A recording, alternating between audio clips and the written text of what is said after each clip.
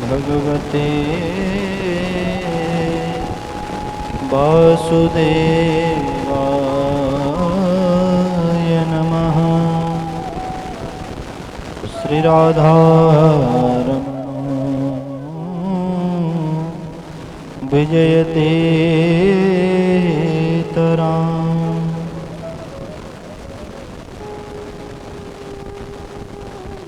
गजाननं भूतगणाधिसेवितं कपित्तजम्बूफलचारुभक्षणम् उमासुतं शोकविनाशकारकं नमामि विघ्नेश्वरपादपङ्कजम्। सर्वचैतन्यरूपां तामाद्यां विद्यां च रूपिणीं बुद्धिं ज्ञानः प्रचोदयात्। वंशे विभूषितकरान्नवनीरदाभात् पीताम्बरारुणबिम्बफलादरुष्ठात्। पूर्णेन्दुसुन्दरमुखादरविन्दनेत्रात् कृष्णात् परं किमपि तत्त्वमहं न जाने। नमस्ते देवतानाथ नमस्ते गरुणध्वजा। शङ्खचक्रगदापाणो वासुदेवाय नमोऽस्तुते। नारायणसमारम्भां श्रीशङ्कराचार्यमध्यमाम् अस्मदाचार्यपर्यन्तां वन्दे गुरुपरम्पराम्। गुरुर्ब्रह्मा गुरुर्विष्णु गुरुर्देवो महेश्वरा। गुरुर्साक्षात् परब्रह्म तस्मै श्री गुरुवे नमः। जय जय श्री राधारमण जय जय नवल किशोर। जय गोपी चितजोर प्रभु जय जय माखन चोर। सब द्वारन को छोड़ के आयो तेरे द्वार। हे वृषभानु की लाडली निक मेरी ओर न्यार। तुम राधे मेरी मात हो पिता मेरे घनश्याम। इन दोनों के चरणन में मेरा कोटि कोटि प्रणाम। बोले वृंदावन बिहारी लाल की जय। श्री राधारमण भगवान की जय। सभी देवी देवताओं की जय। श्रीमद्भागवत महापुराण की जय। श्री नबी योगेश्वर संवाद की जय। सत्य सनातन धर्म की जय। जय जय श्री राधे जय जय श्री राधे जय जय श्री राधे श्याम। हरे कृष्ण कृष्ण कृष्ण हरे हरे। हरे राम राम राम हरे हरे। हरे कृष्ण कृष्ण कृष्ण हरे हरे। हरे राम राम राम हरे हरे। जय जय श्री राधे। आइए कुछ क्षण भगवान का पावन नाम ले लें, फिर भगवान की कथा में प्रवेश। बोले रामचंद्र भगवान की। श्री राम जय जय राम। श्री राम जय जय राम।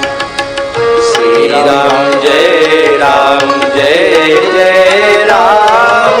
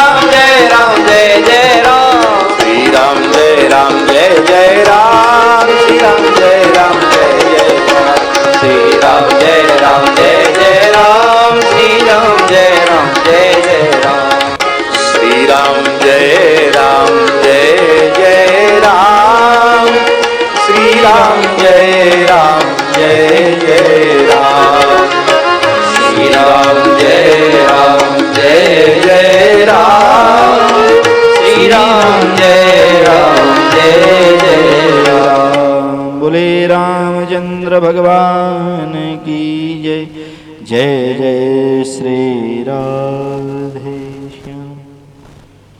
अकारण करुणावरुणालय भक्त वांछा कल्पतरु तृणंदीतांबरधारय परात्पर सर्वेश्वर श्री राधारमण भगवान के चरणों में कोटि कोटि प्रणाम।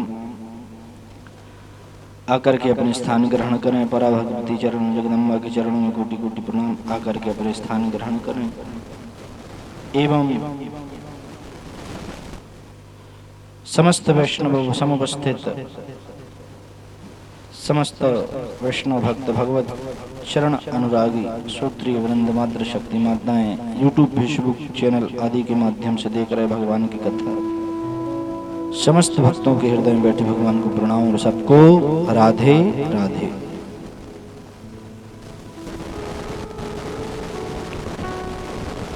कल हमने भगवान की पावन लीलाओं में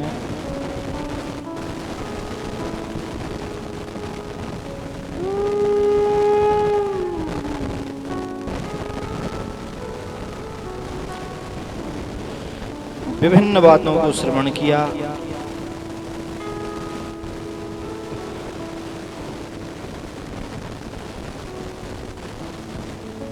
और उन्हीं बातों को समझते हुए सबका निचोड़ यही निकलता है, अंते नारायण स्मृति, अंते नारायण स्मृति। पूरे वेद, पूरे शास्त्र, पूरे पुराण, पूरे उपनिषद, पूरी स्मृति, सभी लिखने के बाद भी यदि कोई पूछे कि इनका सार क्या है, तो इनका सबका सार है अंते नारायण स्मृति। अंत में प्रभु का नाम स्मरण हो, अंत में प्रभु का ध्यान आवे, अंत में प्रभु साथ रहे, यही भगवान के पूजा पाठ व्रत नियम अनुष्ठान आदि का फल होता है।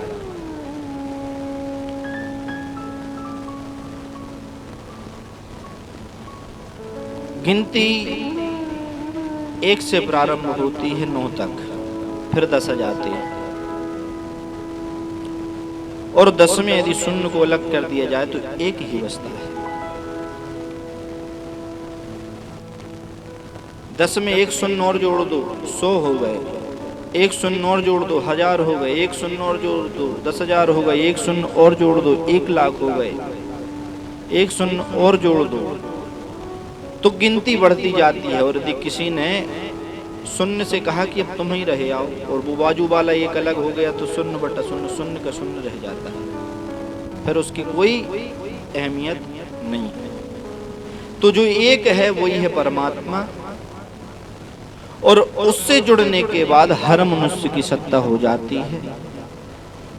उससे जुड़ने के बाद जैसे 1 में 0 जुड़ गया तो वो 10 हो गया, 1 शून्य और 1 में जुड़ गया तो 100 हो गया। तो शून्य की महिमा वह 1 बढ़ा रहा है, पर शून्य को यह पता नहीं है कि यदि ये अलग हो जावे तो हमारा कुछ अस्तित्व नहीं है, हमारी कोई पहचान नहीं है।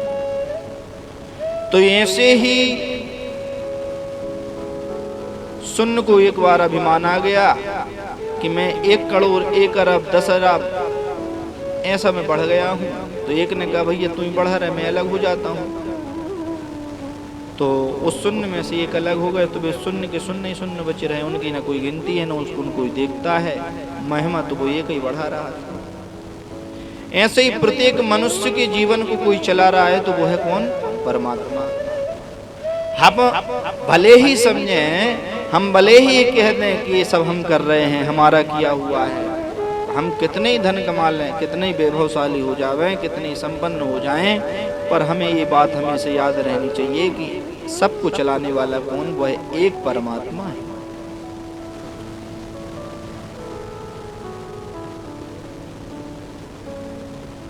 हमारा 1 करोड़ का काम है, आज हम जा रहे हैं और वो तो हमारा काम है, हम ही नहीं कमाया, हमने सब किया, ऐसा यदि हम कहें और अपन रास्ते में जा रहे तो और कोई एक परमात्मा हमारे शरीर या हृदय से अलग हो जावे तो हम वहीं पर निश्चेष्ट हो जाएंगे, मर जाएंगे, हमें कोई पूछने वाला नहीं होगा। तो कहने का भाव ये है कोई कितना ही कुछ कर ले, वह एक परमात्मा ही इस शरीर को, इस जीवन को चला रहा है। तो एक की शरण ग्रहण करनी चाहिए। ये है नवि योगेश्वर संवाद का तत्व।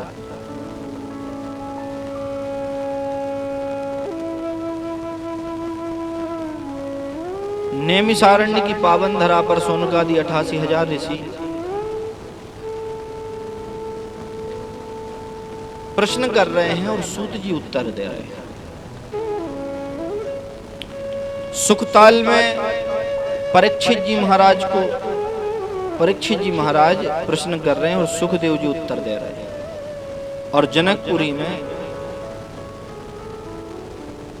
राजा जनक नवि योगेश्वरों से, 9 ऋषियों से प्रश्न कर रहे हैं और ऋषि उत्तर क्रमशः दे रहे हैं। और यही संवाद वसुदेव जी भगवान नारद से सुन रहे हैं। 4 संवाद एक कथा के चल रहे हैं।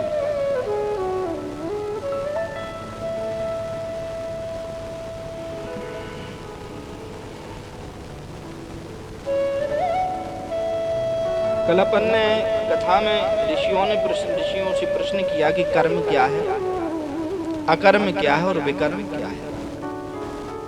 कर्म अकर्म विकर्मेति वेदवादो न लौकिका। तो कर्म क्या है? विशुद्ध भाव से जो भगवान का पूजन वेद रीति से करता है, वेदों में जो वर्णन कहा गया है, वेदों में जो भगवान का और जो भी क्रिया कही गई है उसको मान करके, वेदों को शास्त्रों को मान करके उनका अनुपालन करना, ये है वैदिक कर्म। अकर्म बोले कभी कभी मन से भी कर लेते हैं और कभी कभी शास्त्रों को भी मान कर लेते हैं, वो है विकर्म। विकर्म क्या है? कभी कभी अपने मन से भी भगवान की सेवा कर रहे हैं और जो भी कार्य कर रहे हैं वो मन से भी कर रहे हैं, अपनी भी चल रही है, उनमें भगवान की, वेदों की भी चल रही, शास्त्रों की भी चल रही है। तो ये दोनों बातों को योग से जो कर्म होता है उसको कहते हैं विकर्म, अकर्म। और एक होता है विकर्म। विकर्म का मतलब है कुकर्म। कुकर्म का मतलब जो मनमानी करे। मनमानी करे का मतलब अपने अनुसार चले, ना तो शास्त्रों की बात माननी, ना माता पिता की बात माननी, ना किसी बड़ों की बात माननी, अपने मन से जो चले उसे कहते हैं विकर्म। और ऐसा व्यक्ति गर्त में गिरता है, उसको नरक की प्राप्ति निश्चित होती है, निश्चित रूपेण होती है। क्योंकि हमारे वेद शास्त्र कभी गलत नहीं कहते। शास्त्र में से कहते हैं कि अपने माता पिता की सेवा करो, ये वेद ही तो बताएंगे और कौन बताएगा।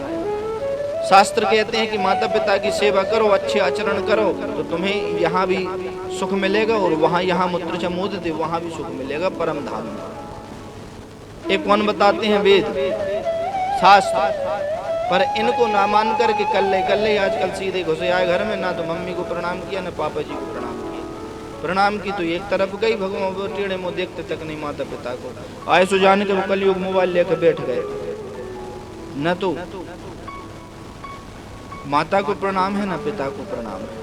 और जबकि शास्त्र कहता है कि रोज सुबह उठ करके माता पिता को प्रणाम करना चाहिए, गुरु को प्रणाम करना चाहिए और भगवान को प्रणाम करना चाहिए। रोज उठ करके सबसे पहले यही काम करो।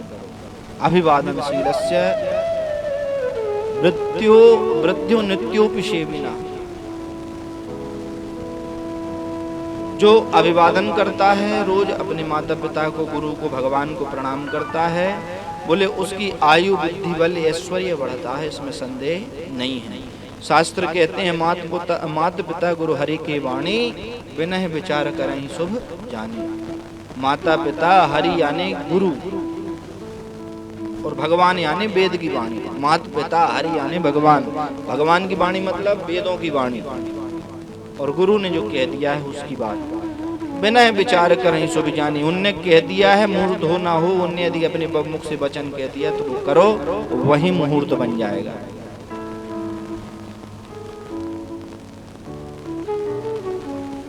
तो ये है कर्म, विकर्म और अकर्म। इनका उत्तर नव योगेश्वरों में आविर्होत्र जो योगेश्वर हैं उन्होंने इसका उत्तर दिया। अब आगे राजा जनक फिर प्रश्न करते हैं और प्रश्न करते हुए कहते हैं, प्रभु यानी यानी है कर्माणि यैरी ही स्वच्छंद जन्म भी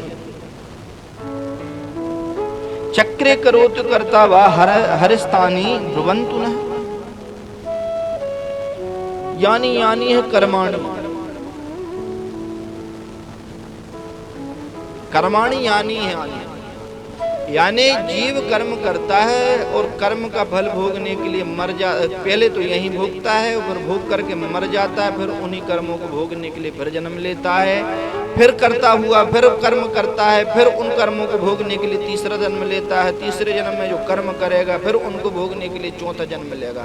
तो ये चक्र कब छूटेगा भाई? कभी तो छूटे ये चक्र भाई। आज के कर्म यदि हम कल मिलेंगे, कहा गया है कि इस जन्म का कर्म का फल अगले जन्म में भोगना पड़ेगा, इस जन्म की तैयारी जो कर रहे हो अगले जन्म में उसकी तैयारी हम भोगने की करनी पड़ेगी।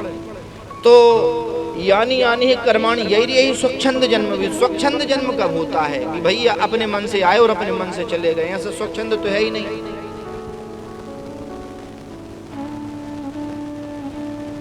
तो आप हमें ये बताइए कि स्वच्छंद जन्म कब होगा भाई? हरि इच्छा से आए और हरि इच्छा से चले गए, और भगवान ने जब भेजा तभी आना हो, और ऐसे विविध योनियों में हमें आना ना हो।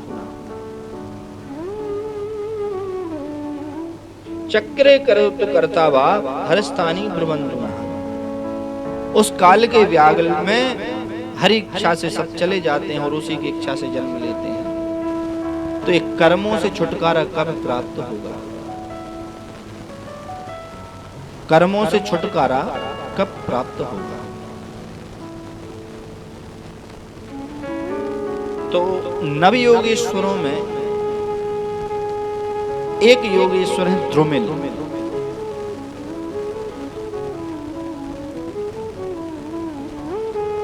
द्रुमिल जो है वह कह रहे हैं आज, यो वा अनन्तस्य गुणानन्ता नानुक्रमिष्यन् सतु बालबुद्धि रजांसि भूमिर् गण कथंचित् कालेन नैवाखिल शक्तिधाम्नः। यो वा अनन्तस्य गुणानन्ता।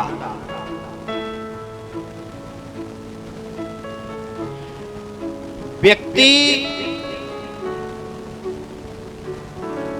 सदैव उस गुण अनंत जिसके अनंत गुण हैं ऐसे चक्रपाणी भगवान नारायण की शरण ग्रहण कर ले, उनकी शरण में चला जाए, उनके पास चला जाए, उनके लिए प्रत्येक कर्म करे, तो कहते हैं ऐसा व्यक्ति स्वच्छंद गति हो जाता है।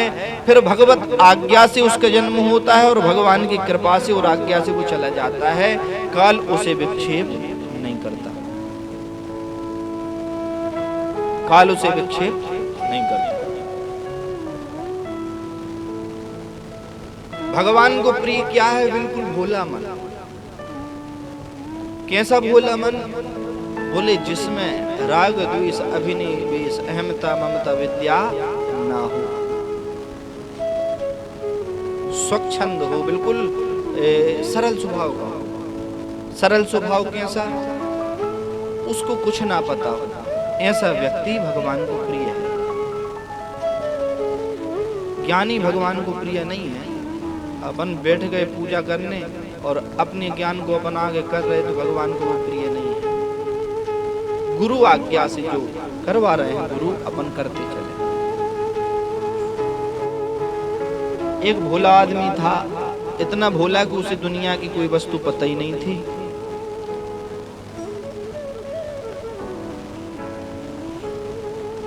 भगवान सब में है, यह बात यहाँ पर कही जा रही है कि एक भोला आदमी था, वो इतना भोला था दुनिया की उसे कोई वस्तु पता नहीं थी। तो वो बाजार गया, उसने कभी कुछ देखा ही नहीं था। अब बाजार गया तो बाजार में उसने पहली बार ही 2 रुपया उसके घर से मिले उस भोले आदमी को, तो बाजार से खरीदी करके लाएंगे आज। पहले के समय में घर गया, घर से बाजार निकला, बाजार में निकला यानी मेला ही भरा था वो मेला। तो वहाँ गया तो उसने घूमते घूमते देखा कि यहाँ तो सब हमने ऐसी वस्तुओं को देख रहे हैं जो जिनमें मन फंस जाता है। कोई ऐसी वस्तु मिले जिसे मैं घर ले जाऊँ, 2 रुपया खर्च करूँ तो अच्छी जगह करूँ। तो घूमते घूमते बेचारे भैया को ये ना दिख गया शीशा।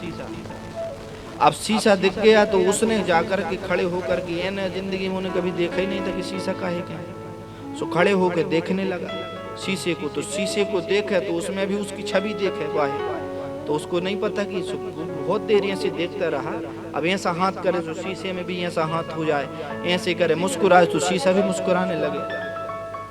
तो उसने कहा जी बड़े अच्छे बड़े भाई साहब हैं, ना बोलते हैं ना किसी चीज, बड़े मुस्कुराते रहते हैं खड़े खड़े। उसने कहा भैया जी भाई साहब कितने में दिए एने को? अब वो बेचने वाले को तो क्या है, उसको तो पैसे चाहिए थे। उसने कहा हाँ हाँ ले जाओ, 2 रुपए में दिए। तो जितना पैसा लाया था पूरा वो भाई साहब को दिए और वो ये ना खरीद लाया। अब उसने ला कर के कहा उसको टांग दिया घर में, हॉल में, बीच में जहाँ सब बैठक में सब बैठते हैं, तो 4 पाई कहें उसको, उसमें उसने टांग दिया। अब वो दिन में 10 बार आवे और ऐना के सामने खड़े हो जावे और भाई सब बढ़िया। सो ऐना भी कहे हाँ सब बढ़िया। अब वो बार बार बाहर जाए और बार बार आए और बार बार एने में वो बड़े मन में कहे कि जी बड़े भाई साहब के खाते पीते कुछ नहीं, बस मुस्कुराते रहते हैं, हमारे संगी मिल गए अच्छे। अब उसको ये नहीं पता कि जी हमारी सूरत है जो उसमें दिख रही है। अब दिन में रोज 4-6 बार 4 पाई में आए और एना को देखे तो उसके अंदर पत्नी थी। इसके पहले तुझे कभी बार बार बाहर नहीं जाते थे, ऐसा क्या है बाहर जो बार बार जाते, मैं भी देखूंगी आज। सो वो नहीं जाने, बेचारा गरीब मजदूर था, वो बाहर मजदूरी करने गया। सो पत्नी ने कहा कि अब देखो जी बार बार आते हैं अंदर से, बाहर क्या देखते हैं, मैं देखूं तो क्या लेके आए। सो बाहर गई और बाहर उसने शीशा देखा तो उसमें भाई की सूरत दिख गई। अरे ये तो सोत ले आए। उसने शीशा में देखा कि अब मैं समझी कि ये बार बार बाहर क्यों आ रहे थे। अब वो बार बार देखे, उसने भी जीवन में शीशा नहीं देखा। अब वो देखे बार बार, अच्छा तुम आई हो इसीलिए मेरे पति बार बार बाहर आते हैं। अब वो आज ठहर जाओ मैं सासू से बताऊंगी। और कुछ नहीं, वो अंदर गई तो इसलिए सास बाई आ गई। कहा है बहू क्यों इतने गुस्सा हो रहे, क्या हो गया? अरे बोले वो बाजार गए थे, नहीं जाने कौन को ले आए। वो बार बार आजकल वो अंदर ध्यान नहीं देते, बार बार बाहर जाते हैं, उसी को देखते रहते हैं। सो क्या है ऐसा कि आप ही देखे। सो सासू जी आई, सासू जी ने ये न देखा, सो उनकी सूरत दिख गई।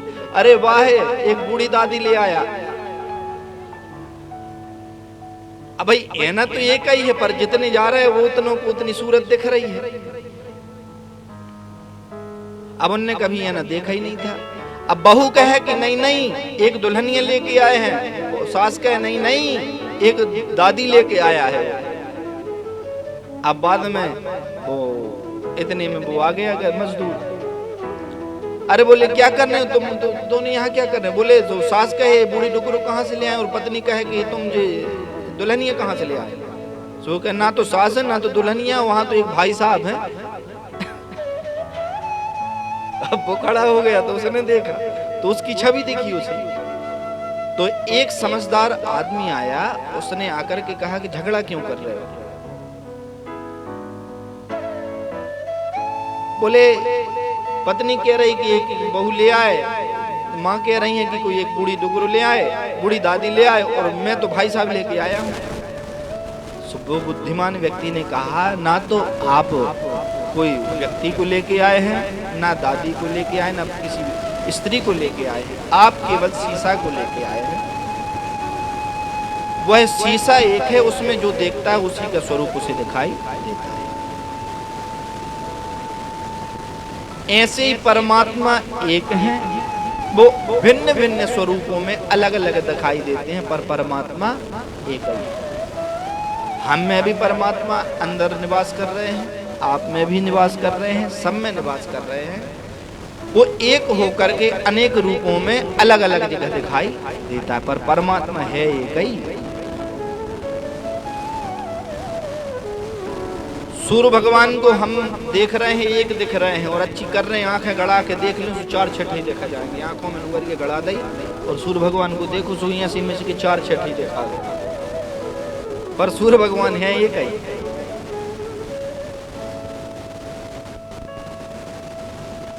सूर्य भगवान एक हैं। घट भर करके पानी के कलश भर करके हमने 100 धर दे तो 100 घटों में सूर्य भगवान 100 ही जगह दिखाए, हर घट में सूर्य भगवान दिखाए, पर सूर्य भगवान 100 थोड़ी, सूर्य एक ही है। ऐसे ही परमात्मा एक है पर अलग अलग स्वरूपों में दिखता है। यो वा अनंतस्य गुणा अनंता, वो अनंत है, एक स्वरूप होकर भी अनंत है, उसके गुण अनंत। ननु क्रमश्यन सबाल बुद्धि, भगवान के स्वरूप को कोई बाल बुद्धि समझ नहीं सकता।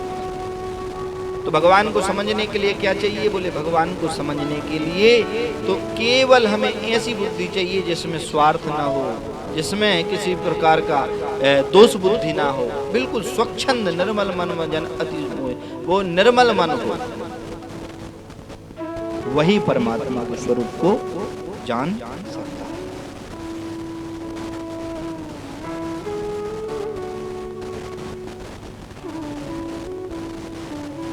यत्कायसा भुवनत्रय सन्निवेशो यस्येन्द्रियस्तनुभृता मुभेन्द्रियपाणि ज्ञानं स्वतः स्वासंतो बलमोज इह सत्वादिभिः स्थिति लयोद्भव आदि करता। सत्वादिभिः स्थिति लय उद्भव आदि करता, वही परमात्मा उद्भव इस संसार को प्रकट करता है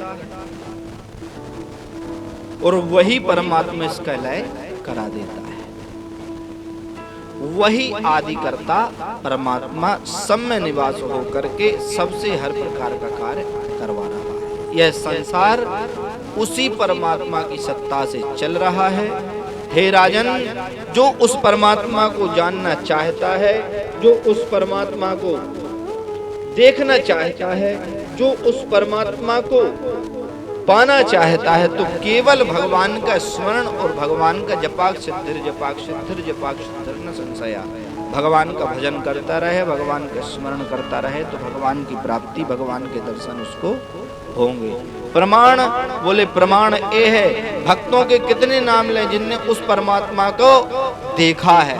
परमात्मा ने गीता में कह दिया है कि आज से अर्जुन तुम्हें मैंने अपना विराट स्वरूप बताया है, पर आज से मेरे स्वरूप को कोई देख नहीं सकेगा। भगवान ने प्रतिज्ञा कर दी और अर्जुन से कह दिया, पर फिर भी परमात्मा उस प्रतिज्ञा को तोड़ते हैं और हरिदास जी के माध्यम से प्रकट हो जाते हैं, हरिवंश जी के माध्यम से राधा वल्लभ के रूप में प्रकट हो जाते हैं। हरिदास जी के प्रभाव से, उनकी भक्ति से भगवान बांके बिहारी के रूप में प्रकट हो जाते हैं। तो भगवान कभी कभी प्रतिज्ञा तोड़कर भी भक्ति की लाज रखने प्रकट हो जाते हैं।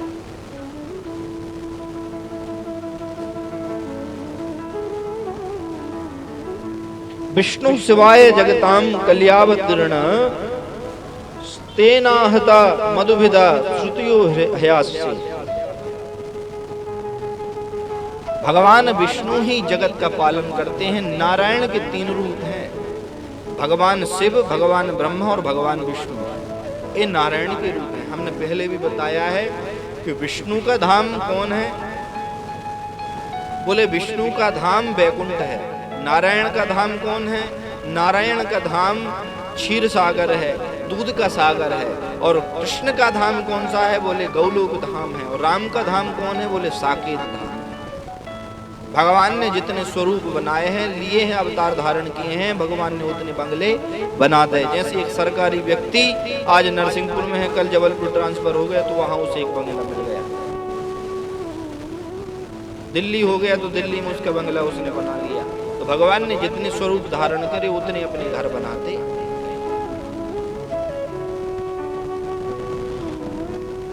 भगवान को उपासना अति प्रिय है। राजन, भगवान को उपासना अति प्रिय है। उपासना क्या है? उपासना का मतलब होता है उपसमीपे असनम उपासना।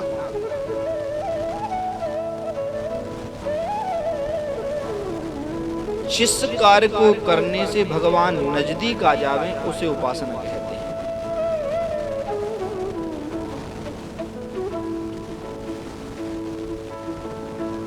तीन कांड हैं वेदों में, ज्ञान कांड, कर्म कांड और उपासना कांड। तो हम अधिकतर कर्म कांड करते हैं। कर्म कांड का मतलब क्या है? बोले अपन सांस ले रहे, ये भी कर्म है, एक वेद का शास्त्र, वेदों का सिद्धांत है। हम पैर हिला रहे हैं, हाथ हिला रहे हैं, मुंह चला रहे हैं, आंख मिचका रहे हैं, कर्म कांड है। यानी शरीर के माध्यम से जो गतिविधि होती है उसे कर्म कहते हैं। और यह प्रत्येक कर्म कांड सिद्धांत पर आधारित हमारा कर्म है।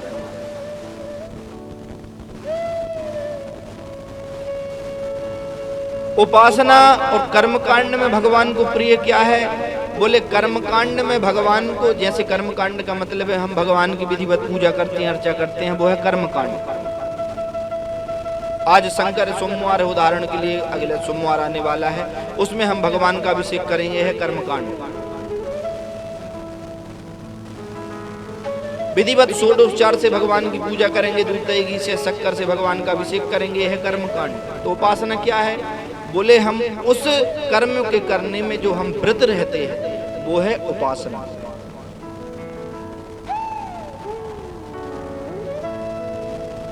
भगवान के ऊपर दूध दही घी से शक्कर चढ़ाने से भगवान जितने प्रसन्न नहीं होते, जितने कि भगवान आपके व्रत रहने से, व्रत रहने में आपका मन स्वतः ही सात्विक होता है। जिस दिन आप व्रत रहते हैं, जिस दिन आप उपवास रहते हैं, उस दिन आपको स्वतः ही परमात्मा की याद आती है, उसे कहते हैं उपासना।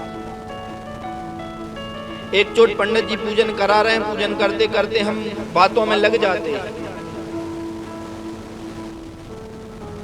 तो ध्यान भटक सकता है। पर उपासना में जब हम देखो, जब शरीर भूखा हो जाता है और व्रत का रूप लेता है तो उस समय हमें हरि की याद ज्यादा आती है। इसलिए भगवान को उपासना प्रिय है। प्रेम से बोलना पड़ेगा। अच्छा, व्रत रहने पर बार बार पानी पीने से व्रत खंडित हो जाता है, ये बात पता है? मैं अभी बता रहा था। जो व्रत रहते हैं,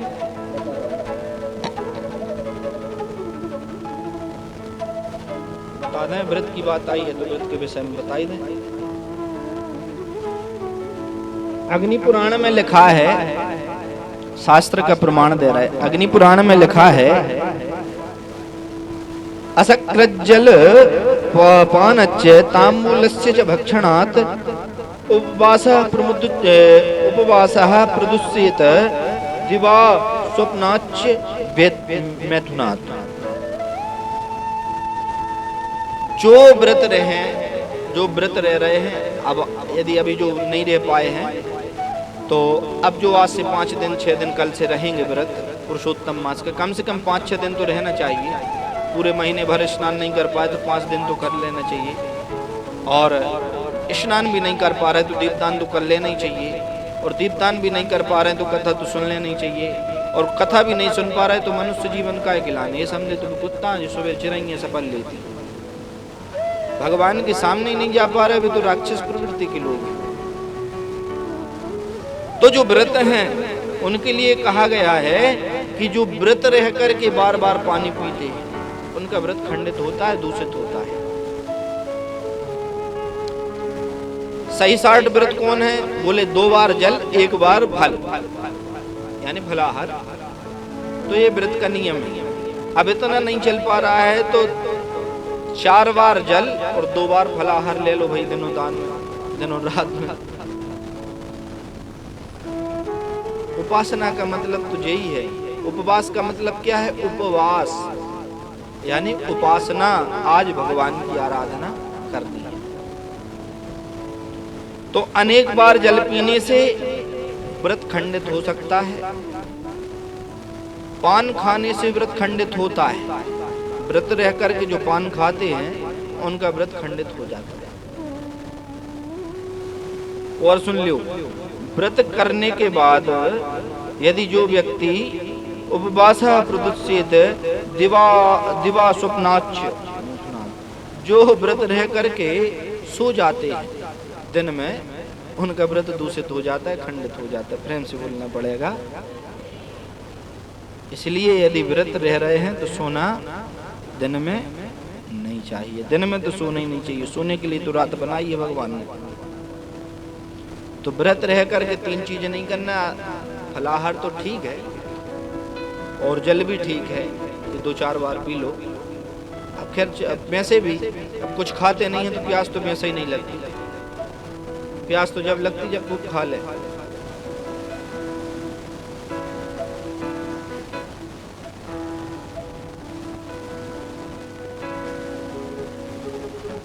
व्रत जो है,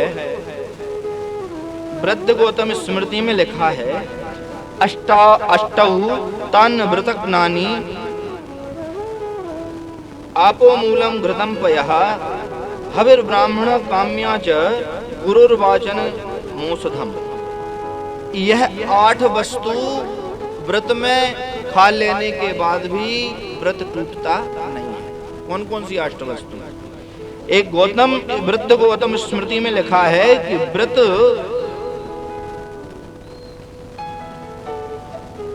यदि कोई व्रती है और व्रत में जल पी ले, फल खा ले, मूल का मतलब पता है?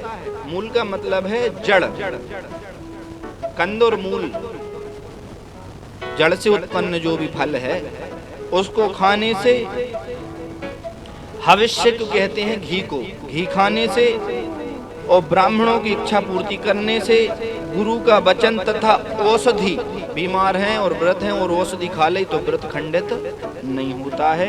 ये 8 व्रत के नाशक नहीं है। इन 8 को ग्रहण करने पर व्रत कभी भी खंडित नहीं होता है। कौन कौन से? जल, फल, मूल, दूध, घी, ब्राह्मण की इच्छा पूर्ति, गुरु का वचन तथा औषधि।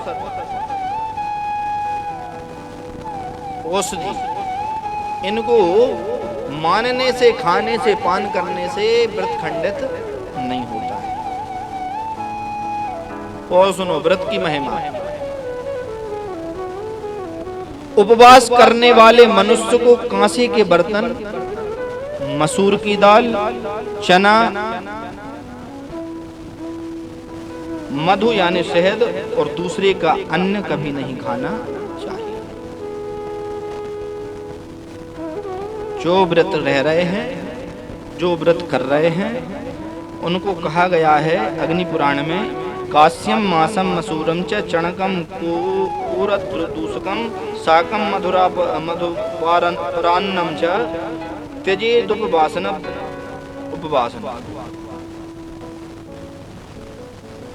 व्रत रहकर के किसी दूसरे के घर में फलाहार नहीं करनी चाहिए। ये व्रत का नाशक है।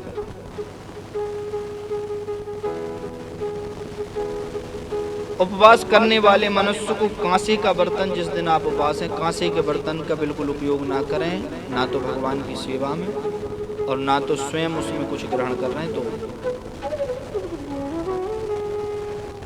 और व्रत यदि है तो उस दिन मसूर की दाल नहीं बनाना चाहिए, चना की दाल नहीं बनाना चाहिए और शहद का उपयोग नहीं करना चाहिए। मधु कहते हैं शहद। और किसी दूसरे के यहाँ प्रसाद ग्रहण, अब प्रसाद तो ग्रहण सबको ही करना चाहिए।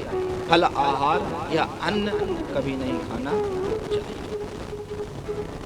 अन्न कैसे? मतलब व्रत है तो अन्न तो वैसे ही नहीं खाएंगे। कई खा लेते नहीं शाम का, सुबह दिन में उपास रहे, शाम को रोटी खा ले, तो उनके लिए क्या, तो घर में खाओ, दूसरे के यहाँ। प्रेम से बोलना पड़ेगा।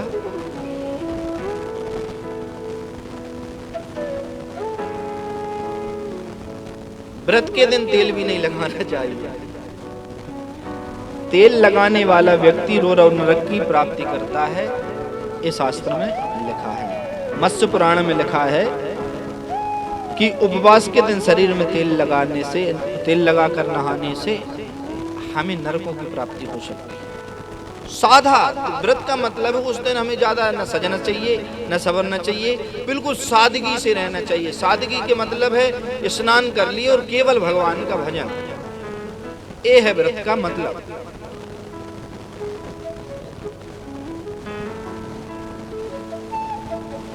भगवान को सादगी प्रिय है, तो ये व्रत के विषय में कहा गया है। और यदि हम बताएं पुरुषोत्तम मास में क्या क्या ग्रहण करना, वैसे तो कल से हो गए, कल ही बताएंगे, आवाज नहीं बता रहे, प्रेम से बोलना पड़ेगा। तो यहाँ व्रत की बात कही, उपासना की बात कही, इसलिए उपासना में हमने ये बातें आपको बताई कि उपासना का मतलब है सादगी।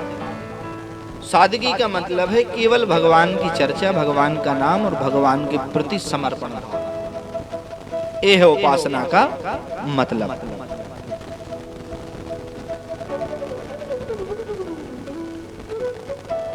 एवं विधानि कर्माणि जन्मानि च जगत्पते भूरिणि भूरिणि भूरि यशसो वर्णितानि महाभुज। अपने जीवन के समस्त कर्म हर एक व्यक्ति को चाहिए कि रोज सुबह उठे भगवान को प्रणाम करे, फिर भले ही दिन में भगवान को याद करे ना करे, रात्रि में सोते समय भगवान को स्मरण करे और प्रभु से कहे, प्रभु आज दिन में जो भी हमने कर्म किए हैं सब आपको समर्पित, मेरे सुख दुख सब आपको समर्पित हैं, अब आप जैसा चाहें वैसा फल हमको प्रदान करें। क्योंकि फल तो आखिरी में मिलता है भाई, साल भर पढ़े परीक्षा दी तब तो फल मिलेगा, पास होंगे कि फेल होंगे। तो यानी दिन भर का फल रात्रि में प्राप्त होता है। तो रात्रि में हम कह देते हैं प्रभु दिन भर मजूरी करी, शाम को ही तो पैसे मिलते हैं। ऐसे ही दिन भर जो कर्म किए हैं मेरे सब गुण दोष समर्पित हो भगवान तुम्हारे चरणों में। प्रभु आज के जो गुण दोष सब आपके चरणों में अर्पण है। कृपानाथ आप कृपा करें, मैं आपका हूँ आप मेरे, हे नाथ मैं आपको कभी भूलूं नहीं। तो कहते हैं हमारे दिन के बुले भरे कर्म जो हैं भगवान के चरणों में अर्पित करने से हमारा प्रत्येक भाव प्रसाद बन जाता है, शुद्ध हो जाता है। इसलिए कहा गया है कि सोते सोते तक भगवान को स्मरण करो। दिन भर नहीं कर पाते तो खटिया पे पहुंच गए और वहीं पे भगवान का राम राम कर दिया तो हमारे दिन भर के पूरे पाप कट गए। फिर आगे भगवंतम हरिम प्रायो ना भजन्त्यात्मवित्तमाः तेषाम् अशांत कामानां का निष्ठा जितात्मनाम। राजा ने प्रश्न किया कि हे प्रभु आप हमें एक बात बताइए। क्या? बोले बात ये है भगवंत हरिम प्रायो ना भजन्त्यात्मवित्तमाः। जो व्यक्ति भगवान का भजन नहीं करते हैं, केवल धन में लगे रहते हैं, उनकी क्या गति होगी?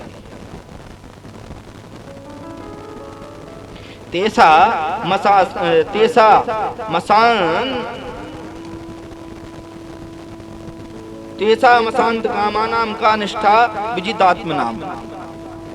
जो विजित आत्मा है, विजित आत्मा का मतलब है जो भगवान में लीन है, उन पुरुषों का क्या होता है और जो भगवान को नहीं भजते हैं उनका क्या होता है, आप हमें बताइए।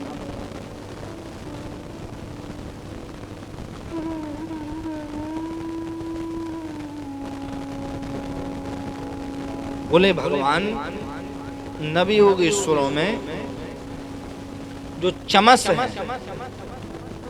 8वें नंबर के जो ऋषि हैं चमस, उनने बताया कि देखो भाई भगवान को नहीं भजने पे होता क्या है। कई कई लोग भगवान का भजन नहीं करते फिर भी धनवानी होते हैं, पैसे वाले होते हैं,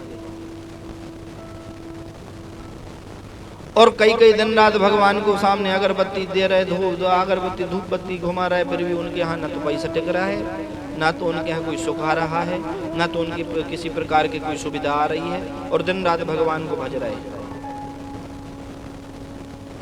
और जो भगवान को भज नहीं रहे हैं ना तो भगवान की तरफ जा रहे हैं, कुकर्मों में लगे हैं, फिर भी उनके पास धन वैभव है। ऐसा क्यों?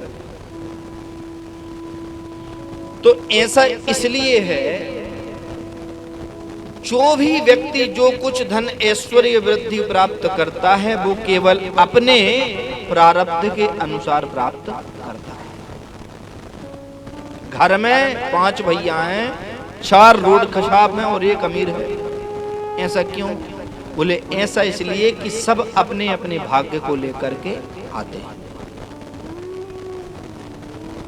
सब अपने अपने भाग्य को इस संसार में लेकर के आते हैं और अपने अपने भाग्य से ही सब कुछ प्राप्त करते हैं। और इस जन्म में जो जो कुछ करते हैं वह निश्चित अगले जन्म में प्राप्त करते हैं। सत्संगाद भवन स्पृहो गुरुमुखात् श्री संप्रपद्यात्मवान प्रारब्धम परिभुज्य कर्म सकलम प्रक्षीण कर्मांतर।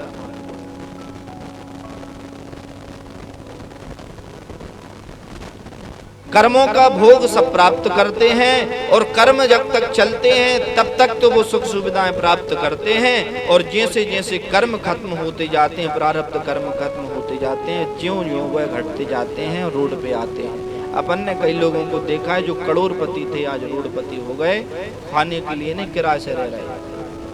कौन जिनके यहाँ इतना था कि पैसा फेंक रहे थे, आज वो भी किराए से रह रहे।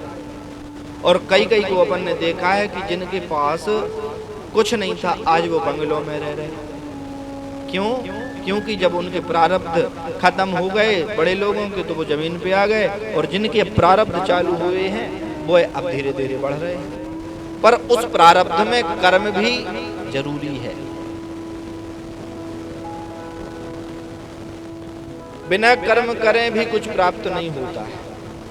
और कभी कभी ऐसी स्थिति भी बन जाती कि भैया बिना करें भी बहुत कछु मिल जाए। भगवान के यहाँ से एक व्यक्ति था, 2 भैया थे।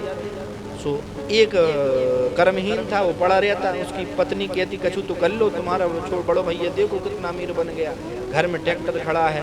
वो अरे बोले भगवान को देना तो छप्पर फाड़ के देंगे। अच्छा कभी कभी होता भी है कि अपने आप ही ऐसा मिल जाता है कि परमात्मा की कृपा ही समझो, अपने आप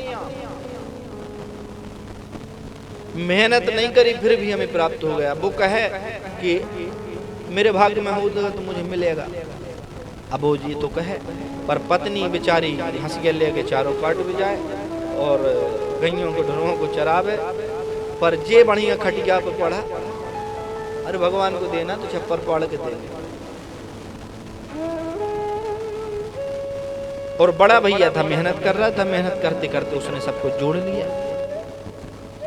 पर वो भी देखता है कि मेरा छोटा भैया कुछ नहीं करता, बस ये कई धुन लगाए रहता, परमात्मा देना होगा तो वो तो छप्पड़ पार के देगा। तो भगवान भारी हैरान कि जा से देखो कछु करे धरे है ना, और जे भगवान मैं भी इसको काय को दूं। पर भगवान को एक दिन दया आई, भगवान ने स्वप्न में जाकर के कहा भैया चल मैं हारा तू जीता, और सामने तेरे घर के सामने वो बरगद का पेड़ लगा है, उसकी जड़ के नीचे एक खड़ा गड़ा है, उखाड़ लगा और तू ही जाएगा तई मिलेगा, दूसरे को नहीं मिलेगा। तू जाने सोचे कि पत्नी को भेजा दें तो पत्नी को नहीं मिलेगा, तुझे मिलेगा। तुझे स्वप्न दिया तू ही जा, और ज्यादा से ज्यादा कितनी 50 कदम की दूरी पर सामने ही वट वृक्ष लगा है, जा निकाल लगा। सो उसने कहा ठीक है। आँख खुली, दोपहर हुआ और यहाँ से बढ़िया खटिया पे पड़ा था, हाथ टेके, और पत्नी आई, बोले कछु कर लियो, बोले हाँ हाँ हमें कछु करने के परमात्मा को देना तो यहीं देगा। तो दोपहर आती सन्नाटा छाया था, सो रहे थे। तो उसने पत्नी से कही यहाँ वो एक बात बताते हैं। तो ऐसा एक कमरा ये था और एक बाजू में था, बीच में दीवार थी। तो इस तरफ रहता था बड़ा भैया, इस तरफ छोटा भैया। सो बड़े भैया ने कही पत्नी से कुछ बता रहा है, सो दीवार में कान लगाए। क्या बता रहा है? बोले मुझे रात में स्वप्न आया था, भगवान ने कहा था कि सामने बरिया के पेड़ के नीचे हड़ा गड़ा है, हंडा गड़ा है सोने का, जाओ खाड़ लाओ। तो पत्नी ने कहा कि देर काहे को कर रहे, चलो रात्रि में चलेंगे। बोले नहीं मैं नहीं जाऊंगा, भगवान को देना हो तो यहीं दे, हमें नहीं जाना। अरे बोले 4 कदम नहीं चले जाता है, भगवान भी माथा पीटे कि 4 कदम नहीं चल रहा। कि अब स्वप्न में दे दिया कि सामने पेड़ लगा है, उसके नीचे हड़ा गड़ा है, उखाड़ ला, फिर भी नहीं जा रहा है। बोले नहीं, भगवान को देना होगा तो छप्पड़ फाड़ के देगा, हमें नहीं जाना। ये बात सुन लाई कौन ने? बड़े भैया। रात भाई सो बड़े भैया ने कही पत्नी से कि देवी, इसको स्वप्न आया था और स्वप्न में वो बता रहा था उसकी पत्नी से कि सामने बरिया के नीचे, उस सामने की जड़ के पास हड़ा गड़ा है सोने का, वो तो कर्मी ने, वो नहीं जा रहा है, चलो हम ही लाए। तो पत्नी ने कहा चलो चलिए। रात के 12 बजे बड़े भैया ने कर गए कुदारी लेकर के गए और सामने की जैसे ही खोदा, इतने ही खोदा कि एक इतना बड़ा एक घट निकल आया। अरे मिल गया क्या, देखो कर्महीन स्वप्न उसको मिला, पर वो तो कहता भगवान को देना तो छप्पड़ फाड़ के देगा, हमें कहीं जाना ही नहीं। देखो कर्महीन, उसको स्वप्न दिया उसने तो नहीं, हमें तो सोने का, अब तो हम बहुत अमीर हो गए। और उसको रात्रि में जल्दी जल्दी जल्दी उठाया और ले गए घर के अंदर। अब स्वप्न क्या था? स्वप्न ये था कि भाई भगवान ने कहा कि तू ही जाएगा तभी धन मिलेगा, तो जो दूसरे को नहीं मिलेगा। पर बड़े भैया चले गए तो हंडा तो मिल गया। रात्रि में लाए, ला करके उसने खोला, बड़े भैया ने पत्नी अच्छी साफ कर रहे, हंडा ही तो मिल गया। साफ करते करते पोंछा पाछा और जैसे ही उसका कपड़ा खोला सो उसमें भर रही है और सांप, छोटे छोटे बच्चे, बिच्छू कांत रहे। अरे बोले जे मुझे डसवाने के लिए, सांपों से बर्रइयों से कटवाने के लिए ये ढोंग रच रहा था और चिल्ला चिल्ला के कह रहा था कि हड़ा गड़ा है, खोद लाएंगे। वो तो नहीं गया, हमें कह दिया बर्रइयां जी हमें चीत जाए, हमें काट रहे, बिच्छू काट लें, सांप डस लें, हम देखते हैं। अब इसी को नहीं डसवाया तो क्या। और रात ही में चढ़ गया वो बड़ा भैया घर में हंडा को लेकर, और जहाँ जो खटिया पे ऐसे सो रहे थे तो इनके मुंह के थे वही खपड़ा हेरा जिसमें उनका मुंह दिख रहा था, तो नीचे जो हाथ पसारे सो रहे थे। उसने कहा इसके मुंह पे फेंकूंगा, जितनी बर्रइयां हैं, कांतरे हैं, बिच्छू हैं, सांप है, इसी के शरीर में काटेंगे और जब चिल्लाएगा जब पता चलेगा। और जैसे ही उसने हंडा गिराया तो कहते हैं उसमें से तो बिच्छू मिच्छू तो गायब, सोने की मुद्राएं बरसने लगी। सो पत्नी को ये कहा देख ले, मैंने कहा था कि भगवान देंगे तो छप्पड़ फाड़ के देख, छप्पड़ फटा और गिर रहा है सोना, देख ले सोना गिर रहा है, देख ले। अब वो उठी, वो तो माथा पीटे की देखो भगवान भी हारे कि भैया ले छप्पड़ ही फाड़ के दे दिया था और सोना बरसा दिया उसमें, क्योंकि इसी को स्वप्न आया था और इसी को हड़े का सोना मिलता, तो सोने की मुद्राएं गिर रही हैं। तो वो भी कहता है देख ले मेरे भाग, तू बड़ी कहती थी कर्म कर लो, भगवान ने तो मुझे घर बैठे सोते सोते दे दिया। तो भगवान भी हाथ पीटे कि कहाँ के भक्त ऐसे पैदा हो गए, इन्हें घर बैठे देना पड़ रहा है। तो प्रारब्ध के हिसाब से कभी कभी बैठे बैठे भी प्राप्त हो जाता है। आइए समझ कि कभी कभी अनायास ही हमें प्राप्त हो जाता है, कर्म नहीं करें फिर भी हमें प्राप्त, तो वो प्रारब्ध है। तो प्रेम से बोलना पड़ेगा।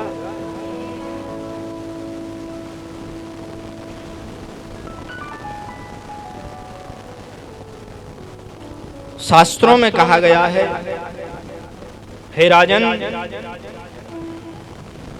धनम च धर्मेक फलम यतो वै ज्ञानम सविज्ञान मनु प्रशांति गृहेषु युज्यन्ति कलेवरस्य मृत्युम न पश्यन्ति दुरंत वीर्यम्। जो धन मिला है उसका हमें सदुपयोग करना चाहिए। धन की शुद्धि केवल दान से होती है, धन की शुद्धि का दूसरा कोई उपाय नहीं है। दान का मतलब है धर्म, धर्म का मतलब है कि यदि हमारे पास परमात्मा ने धन दिया है तो हमें यज्ञ, अनुष्ठान, व्रत भगवान की प्रसन्नता के लिए करने चाहिए। भगवान की सेवा आवे तो भगवान की सेवा में धन को लगाना चाहिए। कोई भूखा आ गया है तो उस सेवा में हमें धन को लगाना चाहिए। भगवान का कार्य हो रहा है तो उसमें अपने धन को लगाना चाहिए। और जो यदि व्यक्ति ऐसा करता है और भगवान को धन, यदि कोई अमीर व्यक्ति करोड़पति है और कोई 1000 रुपया दे दे तो भगवान 1 लाख रुपया दे दे तो भगवान प्रसन्न नहीं होते। क्यों? क्योंकि तो वो तो करोड़पति है, उसके यहाँ तो नहीं जाने 2 नंबर 3 नंबर कहाँ से आ रहा है। पर कोई व्यक्ति दिन में 100 रुपये मजदूरी करता है और भगवान को 10 रुपये भी देता है तो भगवान उससे इतने प्रसन्न होते हैं। क्यों? क्योंकि इसने विशुद्ध मेहनत करके मेरे लिए धन अर्पण किया है। तो 1 लाख से नहीं, भगवान 1 रुपया से प्रसन्न हो जाते हैं कि कम से कम मेहनत करके मेरे कार्यों में तो लगा रहा है। उससे उस धन की शुद्धि होती है और जो धन शुद्ध रहता है उस घर के व्यक्ति पवित्र रहते हैं। उस घर के व्यक्तियों की कभी बुद्धि भ्रष्ट नहीं हो सकती। मेहनत से कमाने वाला व्यक्ति उसके घर में दंड फंद नहीं होता। क्यों? उनको पैसा की अहमियत पता है। और बड़े लोग जिन्हें पैसों की परवाह नहीं है, उनके यहाँ कहूँ उनके पुत्र ऐसे पज गए कि सब पैसा वो का दारू पूरी में जा रहा हो, कछू में जा रहा हो, दुर्व्यसनों में जा रहा है। ये बड़े लोगों के काम पर मेहनत से कमाना वाला व्यक्ति भी सोच समझ करके अपने धन को खर्च करेगा। कई लोग कहें कि भैया हवन यज्ञ करें तो उनमें भी हत्याएं दी जाती हैं, बलि दी जाती हैं। ये बिल्कुल कई कहते हैं हमारे पूजा पे तो बकरा कटा था। यहाँ पे ये वर्णन किया गया है। कई लोग कहते हैं कि हमारे देवी देवता कहीं बकरा खाते हैं, उनको वो चाहिए, कहीं मुर्गा चाहिए, ये हमारे दिवाले पर चढ़ता है, यदि नहीं देते तो वो कुपित हो जाते हैं। एक शादी हो रही थी। ये कहाँ से बनी परंपरा, ध्यान से सुनना। एक शादी हो रही थी तो शादी होते होते अब दूल्हा मंडप के नीचे बैठा तो बुजुर्ग लोग बैठे तो एक बिलैया बार बार परेशान करे, बार बार आवे, बार बार रास्ता काटे। तो सियाने दादा ने कि ये बिलैया बड़े परेशान कर रही। सो उनने क्या किया, जैसे ही कोई आई सो उनने टुकना ढांक दिया उसके ऊपर और ऊपर धर दी ईंट। अब उसको ढांक तो दिया पर खोलना भूल गए। अब शादी सब संपन्न हो गई। सब संपन्न होने के बाद याद आया सो उस टुकने को अलग कर दिया, बिलैया भाग गई। अब समय बीता, अभी दादाजी तो मर गए। दादाजी तो मर गए। अब जिनका विवाह हुआ था उनके पुत्र भाई, अब उनके पुत्र का विवाह होने लगा तो विवाह के साथ उनके पुत्र जो मंडप के नीचे बैठे तो वे बिलैया कि वो बिलैया मिल जाए तो उसे ढांकें, क्योंकि हमारे दादाजी ने ढांकी थी, अब हमें उसे ढांकना पड़ता। नहीं ढांके तो विवाह संपन्न नहीं हो। जबकि उनने कहा ढांकी थी कि वीर वीर आ रही है, सो बाधा न करे, कोई चीज लुढ़का ढुड़का ना दे, इसलिए उनने ढांक दिया। पर अब वो परंपरा बन गई कि जब तक बिलैया है नहीं ढांकेंगे तब तक विवाह नहीं होगा। तो ऐसे ही ये परंपराएं बनी है कि कहीं कुछ जीव पशुओं को मारना है, कहीं पशुओं को मार करके किसी ने कभी भविष्य में उस दिन पूजा पाठ के दिन बना करके खा लिया होगा, दुर्व्यसन कर लिया होगा। तो एक ने देखा, फिर दो ने देखा, फिर तो मर गए, वो परंपरा चालू हो गई, आज भी चली जा रही। जबकि देवता तो शास्त्र तो एक बात कहते हैं, अहिंसा परमो धर्म, कभी किसी जीव की हिंसा नहीं करना। अरे जिस पूजा पाठ में यदि किसी को मारा जाए तो वो पूजा पाठ काहे की, वो पूजा पाठ थोड़ी कहलाती है, वो तो दिखावा कहलाता है। अच्छा, जिस घर में जो होता है उस घर में देखना, सुबह जो पूजा होगी शाम को लड़ाई जरूर है। शाम को लड़ाई ऐसी होगी लट्ठों की तक हो जाएगी, क्योंकि जहाँ जीव हिंसा होती है वहाँ कलयुग बैठता है, और कलयुग जहाँ बैठता है तो उसकी बहन आती है गाली, कलयुग की बहन का नाम है गाली। और जहाँ उसकी बहन आती है उसके भैया आ जाते हैं कलंक। कलयुग की पूरी वंशावली है, कलयुग की बहन का नाम है गाली और गाली के भैया का नाम है कलंक। कलंक लगा देता है। इसलिए जहाँ ये हिंसा होगी वहाँ कलयुग आएगा, और कलयुग जहाँ आएगा वहाँ पे निश्चित गाली आएगी। यानी जहाँ कोई किसी को मारा जाएगा, जुआ आदि खेला जाएगा, वहाँ गाली जरूर आएगी। कलयुग उसकी बहन है। तो शास्त्रों में कहा गया है, कहीं कहीं यदि कुछ सुरा की कहा, सुराया ने कहते मदरा को, मदरा आदि की वस्तुओं को कहा गया है कि देवताओं को यदि पूजा में लगे, कई कराते। पहले के समय हमने सुना है कि कोई शराब का हवन किसी ने कराया तो कोई घर बर्बाद ही हो गई है। वो कुंडाज भी धरा है यहाँ पे अपन जिसमें हवन करते हैं, प्रेम से बोलना पड़ेगा। अब समझने वाले समझ हैं। तो कोई संत आ गए रहे तो जब सब बर्बाद हो गए सो कुंडपन ही दे गए, सो अपन हवन कर रहे, भागवत जी के 6 हवन हो गए वो। तो कहने का भाव ये है कि कहीं कहीं सुरा का यदि बात आई है तो यदि घ्राण भक्षो, पीने के लिए नहीं कहा गया है सुरा को यानी मदिरा को, केवल घ्राण यानी केवल उसको ऐसे देखना और एक ऐसे सूंघ लेना। पूजा पाठ में कभी, वो भी तांत्रिक पूजा पाठ में यदि कही गई है तब उसके लिए सूंघने की विधि है। उनने तो ऐसी पिला दी कि सबरे पी के ऐसे भूल गए और सब प्रसाद में तो दारू पी रहे थे। सो आज की स्थिति ऐसी आ गई कि धनवान भी रोडपति हो गए। तथा पशुरा लभनम न हिंसा, और पशुओं को यदि मारने की बात कही गई है तो पशुओं को मारने की नहीं कही गई है। यदि आपको देवता को चढ़ा नहीं है तो उसको ला करके उसको छिपा दो, आलभन कहते हैं स्पर्श को, उसका स्पर्श देवता को करा दो, छोड़ दो, मुक्त कर दो। पर अपना पेट भरने के लिए देवता की आड़ ले लाई अपन। एवं विवाह प्रजया नृत्या इमं विशुद्धम न विदु स्वधर्मा, यही यदि कार्य करें कि यदि घ्राण को केवल सूंघें और उसको फेंक दें और पशु को मारे नहीं, यदि कोई यज्ञ आदि कार्य कर ही रहे हैं और देवी देवता कह ही रहे हैं कि देवी देवताओं को चढ़ता है, तो चढ़ता क्या, उसको सीधा छिपा करके उसको छोड़ दें, उसको वो भगवान का हो गया, भगवान उसके हो गए, फिर तुम्हारा उसका। क्योंकि जो वस्तु भगवान को अर्पण कर दी फिर उसमें अपना अधिकार नहीं रहता। भगवान को जो वस्तु दे दी उसमें अपना अधिकार नहीं रहता, तो फिर उसमें अपन क्यों ऐसा करें। तो ये सब बातें बताई तो कहा विशुद्ध धर्म क्या है, बोले सब छोड़ करके, अरे सब छोड़ो, ऐसी बातें तो सब व्यर्थ की हैं, हरि नाम गुण गाओ, जीवन का पार तो वही होगा। पूरे वेदों का सार क्या है, बोले अंत नारायण स्मृति, भगवान की स्मृति हो। और अंत में 9वें नयोगेश्वर से प्रश्न किया, कस्मिन काले स भगवान किम ब्रह्म की त्रसुन भी नामना वाक्येन विधिना पूज्य तत्ति होच्यताम। भगवान की पूजा की विधि क्या है, भगवान ने किन किन युगों में कौन कौन से जन्म अवतार धारण करे।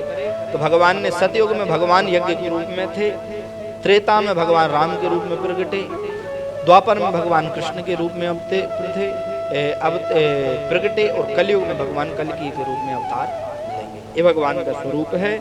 और भगवान के विविध स्वरूपों का कि सतयुग में भगवान श्वेत वर्ण के थे, त्रेता में भगवान लाल वर्ण के थे, द्वापर में भगवान पीत के थे, पीले वर्ण के पीतांबर, और कलयुग में भगवान कल की रूप से अवतार लेकर के एक कलंक को मिटाएंगे, काले रूप धारण करेंगे और कलंक को मिटाएंगे। कलयुग कहते हैं कलंक को। और यहाँ फिर भी भगवान धर्म की स्थापना करके पुनः इस कलयुग को सतयुग बना देंगे। विविध प्रश्न किए और अंत में यही कहा, अंत में करभाजन जो 9वें योगेश्वर हैं उन्होंने कहा कि हे जनक, तुम कितने व्रत अनुष्ठान कर लो, एक बात ध्यान रखना, क्या, ध्येयं सदा परिभवग्नम अभीष्ट दोहम तीर्थास्पदं शिव विरंचिनुतम शरण्यम भृत्यार्तिहं प्रणतपाल भवाब्धिपोतम वंदे महापुरुष ते चरणारविंदम। ध्येयम सदा, हर व्यक्ति का परम धर्म क्या है, बोले प्रत्येक मनुष्य का परम धर्म है ध्येयम सदा, सदैव यदि किसी का ध्यान करे, परिभवग्नम अभीष्ट दोहम, उस अभीष्ट पुरुष भगवान श्री कृष्ण भगवान श्री राम के चरणों का ध्यान करना। तीर्थास्पदम, क्योंकि उनके चरणों में पूरे तीर्थों का वास। हम क्यों करें, कौन ने करे, भगवान का ध्यान, चरणों का ध्यान कौन ने किया, बोले भगवान का ध्यान, चरणों का ध्यान शिव विरंचिनुतम शरण्यम, शिव भगवान शिव सदैव उनके चरणों का ध्यान करते हैं। भगवान ब्रह्मा सदैव श्री राम श्री कृष्ण भगवान श्रीमन नारायण के चरणों का ध्यान करते हैं। तो बोले करेंगे तो होगा क्या, बोले भृत्यार्ति, आरती कहते हैं पीड़ा को, यदि जो मनुष्य सब छोड़ करके भगवान श्री कृष्ण राम चरण भगवान के चरणों का चिंतन करता है तो बोले जीवन की पूरी पीड़ाएं भगवान के चरणारविंद उसकी हरण कर लेते हैं। ये भगवान के चरणों का प्रभाव। वंदे महापुरुष ते चरणारविंद। इसलिए हमें सदैव भगवान के चरणों की सेवा, भगवान ऐसा प्रभु कर दें कि आपके चरणों से नाथ हम कभी दूर ना हो। हम भले ही माया जाल में फंसे रहें पर कभी कभी दिन रात क्या सुबह शाम बस आपके चरणों का चिंतन होता रहे, उससे हमारा जीवन धन्य होता रहे। त्यक्त्वा सुदुष्टज सुरेप्सित राज्य लक्ष्मी धर्मिष्ठार्य वचसा यदगादरण्यम माया मृगम दैतेप्सित मन विधावत वंदे महापुरुष ते चरणारविंदम। एक बात बताएं, जो व्यक्ति भगवान के चरणारविंद का ध्यान करता है, कहते भगवान वैकुंठ को छोड़ करके नंगे पग चल करके उसके द्वार पर आते हैं। जो भगवान के चरणों का चिंतन करता है ना, तो कहते हैं भगवान किसी न किसी रूप में उस भक्त को भगवान के पास नहीं जाना पड़ता। बोले भगवान उस भक्त के यहाँ नंगे पैर दौड़ करके आते हैं। प्रमाण, बोले प्रमाण सबरी कुटिया को छोड़कर कहीं नहीं गई। भगवान राम ने राज को त्याग करके कुटिया पर पदार्पण किया, भगवान सबरी की कुटिया में पहुंचे। ए भगवान के चरणारविंद। जो भगवान की सेवा करता है जीवन में कभी उसे दुख व्यापता नहीं है। हे प्रभु, सदैव आपके चरणों में हमारा मन लगा रहे, सदैव धर्म में हमारा मन लगा रहे, सदैव आपकी सेवा में हमारा मन लगा रहे, यही भाव हमारा आप स्वीकार करें नाथ। यह सब बातें द्रुमिल जी ने यज्ञ में भगवान श्री कृष्ण की, भगवान श्री राम की बताई। राजा समझ गए कि सर्वधर्मान परित्यज्य मामेकं शरणं व्रज। सभी धर्मों को छोड़ करके, सभी धर्मों को छोड़ करके मतलब सभी पूजा पाठ सभी, क्योंकि देखो एक चीज ये है, पूजा पाठ जब तक शरीर चल रहा तब तक होगी।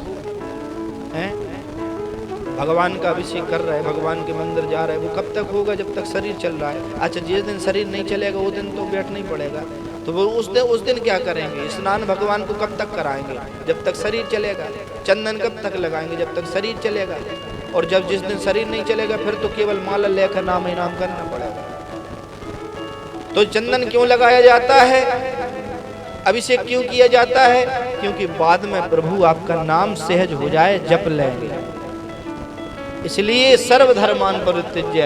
बाद में तो सभी माला ही पकड़नी है, ना तो फिर शरीर चलेगा और ना तो अभिषेक होगा, ना तो भगवान की कोई दिनचर्या होगी, फिर तो केवल राम राम होगा।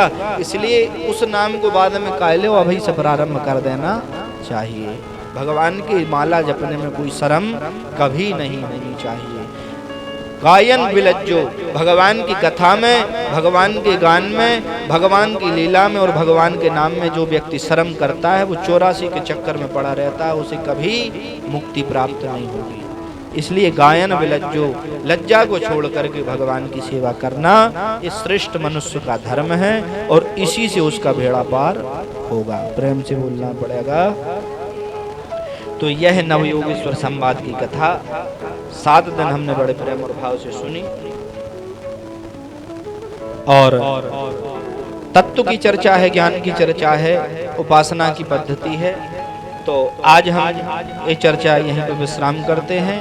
ये नवयोगेश्वरों ने श्री जनक जी को सुनाई, उन्हीं का जो बात है उन्हीं का सिद्धांत श्री नारद जी ने वसुदेव जी को सुनाया। वसुदेव जी ने भगवान के प्रति जो मोह आया था उसे त्यागा और आज से उनमें भगवान की बुद्धि करके फिर वह तो भगवान का निरंतर चिंतन करने लगे और चिंतन करते करते भगवान का स्वरूप जान गए। ये है भगवान की नवयोगेश्वर की चर्चा। तो आज इस चर्चा को हम यहीं विराम देते हैं और भगवान की कृपा रहे तो आगे 3 वर्ष बाद भगवान की कृपा और भगवान यदि बुद्धि देंगे तो निरंतर भगवान के चरित्रों को आगे गाते रहेंगे। कल से पुरुषोत्तम मास की चर्चा प्रारंभ होगी। 5 दिन लगातार पुरुषोत्तम व्रत रहेगा। तिलदान, दीपदान, अन्नदान, स्नान और तुलसी के वृक्ष का आरोपण और व्रत और स्नान विधि, ये जो पूर्व में हमने बताई हैं। अब कल से जो नहीं कर पा रहे हैं विधिवत, कल से विधिवत करें 5 दिन, क्योंकि इन 5 दिनों में एक हरिहर योग बना है, हरि और हर का योग है। इस हरिहर योग में जो 5 दिन भगवान की सेवा करता है, पूरे महीने भर की सेवा का फल प्राप्त उसे हो जाता है। तो कल से विशुद्ध पुरुषोत्तम की चर्चा हम सुनेंगे। आज कथा को यहीं ब्रह्म राम। बोले वृंदावन बिहारी लाल की जय। प्रभु से प्रार्थना, श्रीमद् भागवत जी में नवयोगीश्वर संवाद में जो भी हमसे गलतियां हो क्षमा करें प्रभु। आपकी वस्तु आपको अर्पण। यद क्षरपदभृष्टं मात्रहीनं च यद् भवेत् तत्सर्वं क्षम्यतां देव प्रसीद परमेश्वर। श्री कृष्णार्पणमस्तु। तो आगे भगवान की चर्चा कल से हम पुरुषोत्तम पुराण की सुनेंगे। पद्म पुराण अंतर्गत ये चर्चाएं आएंगी। विधिवत 5 दिनों में हम भगवान की सेवा करेंगे। आइए कुछ समय भगवान का कीर्तन कर लें, फिर भगवान की जब तक आरती की तैयारी करें, आरती करेंगे।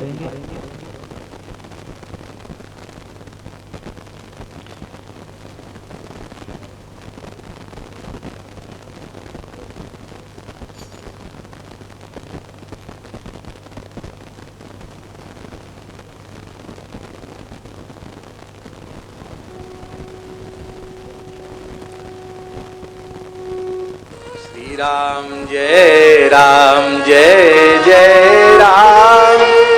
श्री राम जय जय राम। श्री राम जय जय राम। श्री राम जय जय राम। श्री राम जय जय राम। श्री राम जय जय राम। श्री राम जय जय राम।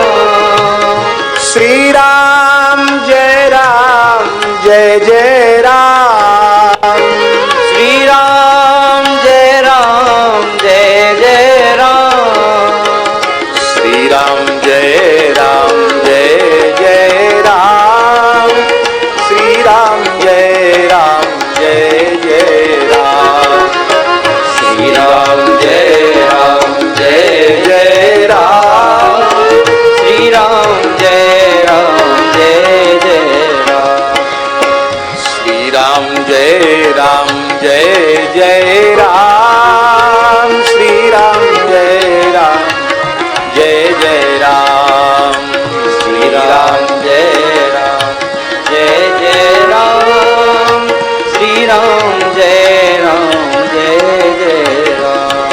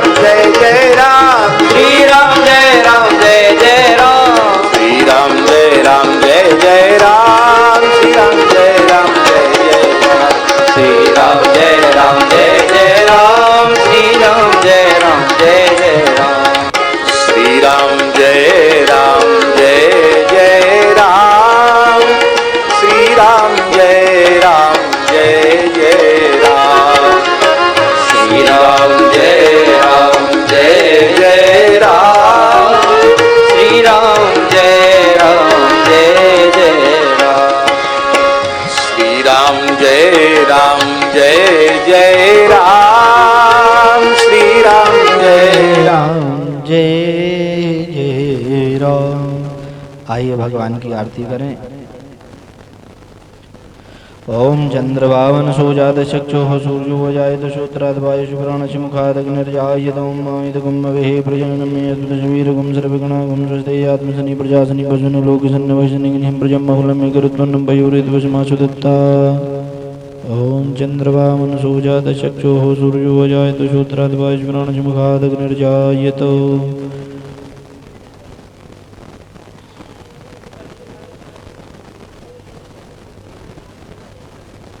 बनी पटका बन्यो बनो लाल को भेष श्री राधा सनी बिहारी लाल की मैं दौड़ आरती ले। श्री राधा स्नेह तेरी आरती गाऊं राधा स्नेह तेरी आरती गाऊं श्री बांके बिहारी तेरी आरती गाऊं श्री बांके बिहारी तेरी आरती गाऊं आरती गाऊं प्यारे आपको रिझाऊं आरती गाऊं प्यारे आपको रिझाऊं मैं आरती गाऊं प्यारे तुमको रिझाऊं आरती गाऊं प्यारे तुमको रिझाऊं श्री राधा स्नेह तेरी आरती गाऊं श्री राधा स्नेह तेरे आरती गाऊं मोर मुकुट प्यारे शीश पे सोहे मोर मुकुट प्यारे शीश पे सोहे प्यारी बंशी मेरो मन मोहे प्यारी बंसी मेरो मन मोहे देख छवि बलिहारी मैं जाऊं देख छवि बलिहारी में जाऊं चरणों से निकली गंगा प्यारी चरणों से निकली गंगा प्यारी जिसने सारी दुनिया तारी जिसने सारी दुनिया तारी मैं उन चरणों के दर्शन पाऊं मैं उन चरणों के दर्शन पाऊं दास अनाथ के नाथ आप हो दास अनाथ के नाथ आप हो दुख सुख जीवन प्यारे साथ आप हो दुख सुख जीवन प्यारे साथ आप हो श्री हरि चरणों में शीश झुकाऊं श्री हरि चरणों में शीश झुकाऊं श्री हरिदास के प्यारे तुम हो श्री हरिदास के प्यारे तुम हो मेरे मोहन जीवन धन हो मेरे मोहन